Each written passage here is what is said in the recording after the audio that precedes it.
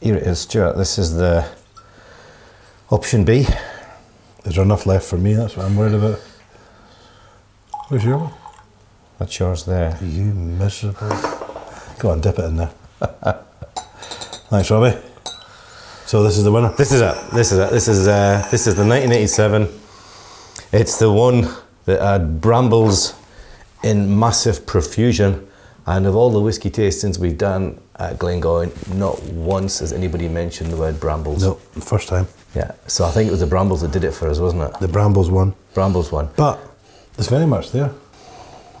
You know, the good thing now, we've got a bit more light up here, Robbie. You can see it. Really, it starts to really come alive. And it's actually more of an ambient temperature than 5.5 degrees in the warehouse as well. You see why they chose it? Yeah, it's outstandingly different from anything else we've done. You know, is this noticeably Glengoyne? Question one. Is this Glengoyne? It is Glengoyne at the heart. Okay. It is. Question two, if it's really, really different, and why would we not Can't argue. if it's still Glengoyne? And the thing for me that is great is how well the fruitiness has stood the test of time. Yeah. I mean, unlike you, who seems to get fruitier with age, whiskey tends to go the other way. It starts fruity, that goes down, it gets a bit drier as it gets older. That's right. And but with this, you've got such balance there, because you've got upfront fresh fruitiness, as well as that, you know, the tannins, the oak, the backbone that gives it, and it's all there in one glass. So, I mean, don't get me wrong, C would have been absolutely fine. I'd be drinking it by the gallon. Yep. If we could afford it. Yep. But this is just something a little bit different, but it's still Glengoyne. It is. It's amazing. It's amazing. I think anybody that's bought this 1987 Cask B, they won't be disappointed. And if they're loyal Glengoyne drinkers, they'll know where we're coming from with this. You know, yeah. Or whether they're just discovering Glengoyne for the first time and happen to be spending £350 on a bottle. I hope they don't expect everything to be at this kind of top-notch level, you know, because this is up there. This is your 1 in a 26-year dram, isn't it? It's outstandingly good. We didn't put water in that, did we? That would just be no, I don't think cardinal sin.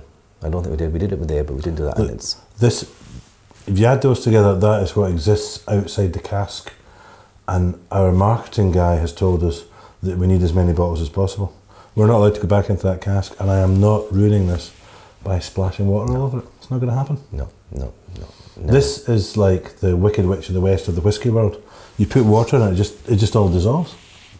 It's a gremlin.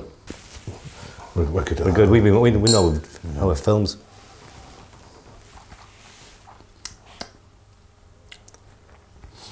Well, I think the internet at large has made the right choice for me. Yeah, no, I can't argue with it. It was down to it. It was a 2-horse race, and I think it was nose to nose. The ladies in the back room tell us that it was such a close run thing that C kind of added to the very end, and then your summary, you know, your charming guy, you just kind of nudged it forward, I think. But that is like your dream Glengoyne dram. Yeah, this is. And we have, I mean, we talked about it earlier, but we've nosed a few casks in our time. We've released a few single casks in our time, the vast majority of which you would love, and we've got plenty of them at home, some open, some not. There's just something a bit different there. I keep going back to that. There is. It's well worth it. And we released a 25-year-old about, God, your memory might be better than mine, about 3 or 4 years ago, single cask from Glengoyne. Yeah. And that was probably one of the best ever. You know, it seems to be around about that mid-20s for single casks is outstandingly good. Mind you, here's another way of looking at it. £350 a bottle, that gets you 10 bottles of Glengoyne 10-year-old. Are you a quantity man, or are you looking for something that bit different? I mean, £350 is a lot to spend on a whiskey. It's a lot of money. I mean, I have to say I think it's worth it, but I'm not the kind of guy that's going to be buying too many bottles at £350. No. You know, if it is this good, and I would probably want a taste of it first, admittedly, but if it was this good, you would go for it. That would be your once a year little purchase. You're only going to open it when you're in the house yourself. Your wife comes in, you're going to hide it under the couch. Your friends come in, you're going to lock it in the garage. This is just for you. Little small measure, you might get, what, 20 to a bottle, and it would be smallish measures for us. So you get 20 nights. What's that working out? Can you do the sums? I wasn't even listening. What No, you I have no idea. I don't know. I just We've phased drunk quite a out. lot now, haven't we? Yeah. Just phased out when you started rambling there. Yeah. This is, I think it's worth it. It's expensive, but it's worth it. If you've got the money, you know, I mean, you want to kind of have the philosophy in life. If you've got the money, you want to afford the best you can afford. If I've only got the 30 quid for the 10-year-old, but you're right, if you go by volume, the 10-year-old will be here next year, and it'll be here the year after, and it'll be the year after. Yeah, it'll always be there in one form or another, but that won't be.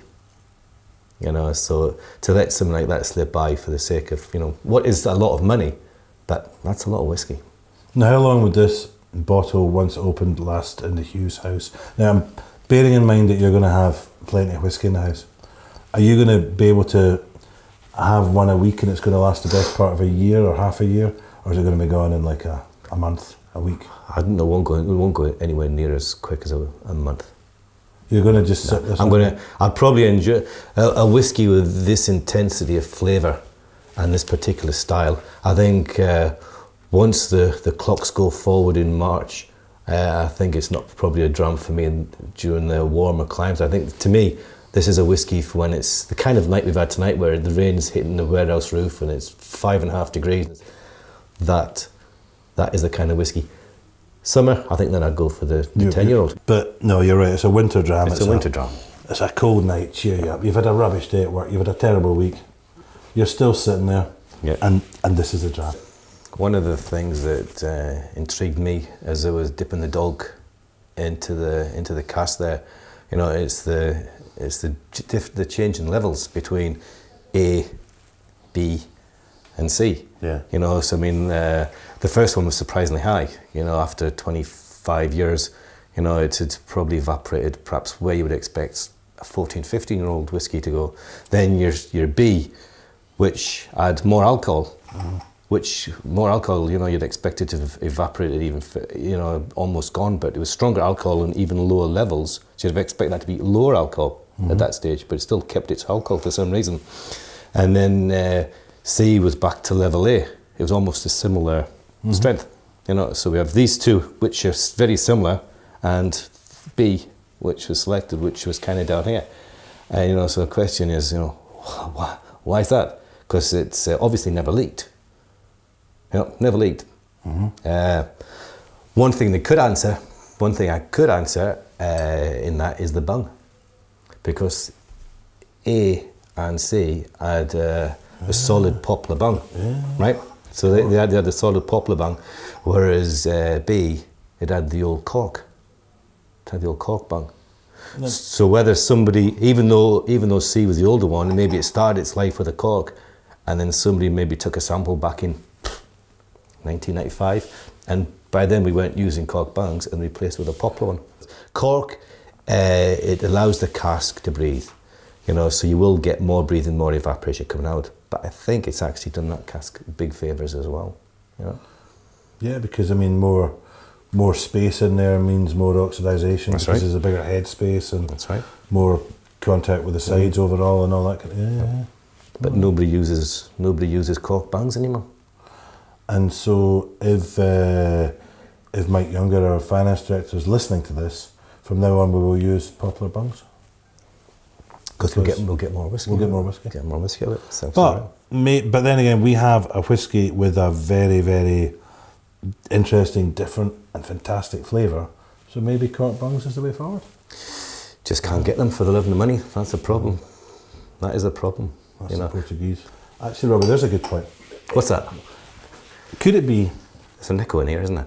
Could it be where the cask was in the warehouse, because cask B was also on the top row. That was 3 casks high. Cask A and C were sitting in the cold earth at the bottom.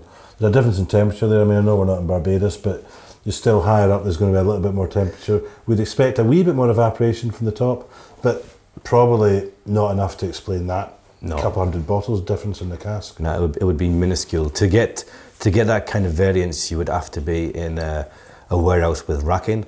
So you'd have perhaps casks which are, say, 12 high, and the one at the very top is very close to the roof. And in the warm summer, that one gets a good blast of heat, and the one at the bottom is perhaps 15 degrees cooler in the middle of summer, easily from the very top. We're talking 1 or 2 degrees difference. We're talking about, oh, it's nothing. Yeah. It's not. It wouldn't even be 1 or 2 degrees, Stuart. So it would have the tiniest of impact. That wouldn't give you that kind of difference between one level and another. Nowhere near it. And with them, I mean, they're both European oak. They're both the same type of oak.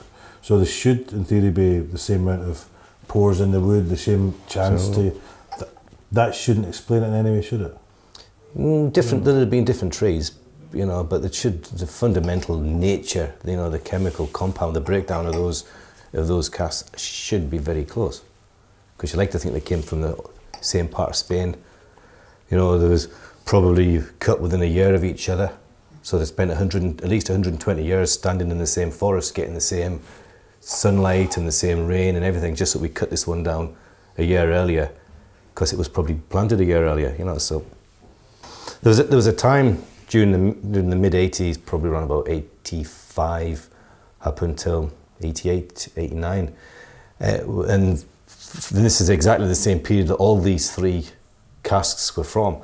And that saw a level of activity in the whisky industry that's very similar to the level of activity now, production-wise. Yeah. Perhaps not as sustained, because this seems to be going on longer.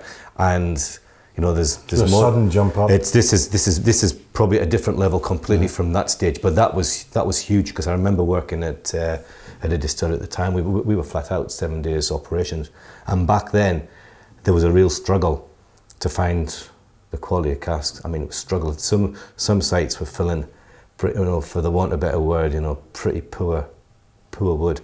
Yet even back then, you know, the company that was looking after Glengoyne, Edrington, you know, back in the mid-80s, they had the foresight. Even then, they sourced these casks, and they wouldn't have paid it 750 quid, but I'm sure it was like the equivalent. You know, just inflation's took it to another level. They would have had to go look high and low for these. You know, and we're still doing now. We're living at a time of unprecedented production levels, as you know. I mean, there's more distilleries, and some of them are huge, all demanding, all looking for the same wood that you and I are looking for at Glengoyne. It's just whether they're willing to just go that extra mile and actually pay the extra pound or two here and there just to secure it. That's what we need to do, because we don't. The thing is, though, that we're in charge of our own destiny from a cask point of view, in that we can decide how many trees to chop down, how much wood to season, how much sherry to put in, etc. You know, we are actually making them for ourselves. The issue for us is, you know, that's a 6-year process.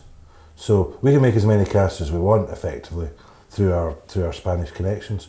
But how much do we need this year versus next year versus the year after, and right up to 6 years forward? Did 6 years ago we know that we're going to be making as much as we're making this year? That's where the issue lies for us. It's because we're actually making the casks, or we're working with partners in Spain that are making the casks. We can specify any amount we want. It's just knowing what's around the corner. It's just knowing. If we'd planned a ramp up in production, we'd have been fine. If we hadn't, we'd have been struggling like everyone else, probably. Oh, you're absolutely right. Because of that time lag. And so that creates a problem where you can either take the mercenary route and then use less first fill sherry casks, you know, these lovely sherry casks that we saw down the warehouse, and try doing something else and to go for the quick buck. Or you do what we're doing, and you just say, no, well, we've only got this finite number of casks, and that's all we can do. And even at Glengoyne, even at this moment in time, when the rest of the industry is going elf for leather, we're not. We could still get more production through the year, not like through the week, but we could still work more through the year. But we know we haven't got the wood to fill it. So we'd have all this extra spirit, and what do we put it in? Yeah, so we're going to put it into something that's perhaps not as good as we wanted, which... And you're better off. I mean, we expand our production, we fill other casks, then, okay, the plus side is there's some money to be made, but the downside is it doesn't taste like that, and you just wouldn't. No, you'd regret it. You'd regret it long term. You know, it's like you and I and, you know, our other colleagues. We've got to stand by this. We've got to stand up and talk about these whiskies to people who are very thirsty and who love it. And if you suddenly, if you've got a message and it's all about this, then suddenly you go over here, kind of. Not only do you lose your credibility, you just lose what's in the dram, And to me, we're lucky where we work for a small company, and it's not about the quick buck. It's not about the shareholders, and all the rest of it. It's just about doing it once, but doing it right. It's not a shareholder saying, I want more return next year. I want another 2 or 3%. Which you could do. There's none of that about this company. It's 1833 to 2013, and it's hopefully we'll get another 178, 180 years and keep moving on. Good. Here's to you, Robbie Hughes. Yeah, and you. God bless you. Thanks very much.